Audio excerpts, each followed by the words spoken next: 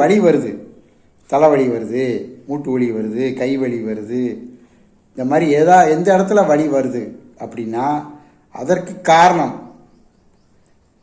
என்ன அப்படின்னா எல்லாத்துக்கும் காரணம் ரத்தம். ரத்தம்தான் எல்லாத்துக்குமே காரணம். நம்ம உடம்பு பூரா உச்சந்தலையிலேருந்து உள்ளங்கால் வரைக்கும் ரத்தம் ஓடிக்கிட்டே இருக்கு. அந்த ரத்தம் என்னெல்லாம் கொண்டு வருது? உணவை கொண்டு வருது. ஒவ்வொரு செல்களுக்கும் உணவை கொண்டு வருது.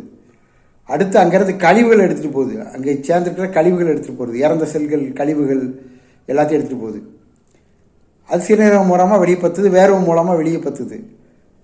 அடுத்து உணர்ச்சியை கொண்டு வருது, தொடு உணர்ச்சி. இப்படி நான் தொட்டேன்னா எனக்கு தொடுற உணர்ச்சி வருதுல்ல, இப்போ விரலை தொடுறோம், ஒரு பாகத்தை தொடும்போது உணர்ச்சி வருதுல்ல, அது ரத்தம் தான் கொண்டு வருது.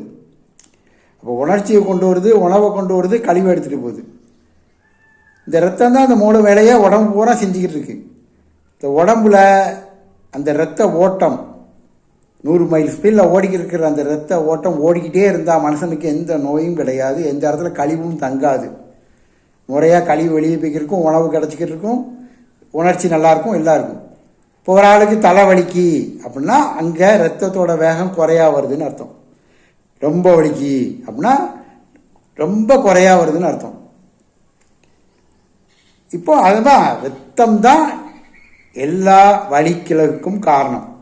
மூட்டு வலிக்கு அப்படின்னா மூட்டுக்கு சரியான ரத்தம் வரல, அதில் ஏதோ தடை பண்ணுது, ரத்தம் வர்ற இடத்த தடை பண்ணுது, ரத்த ஓட்டத்தை தடை பண்ணுது, வேகத்தை குறைக்குது.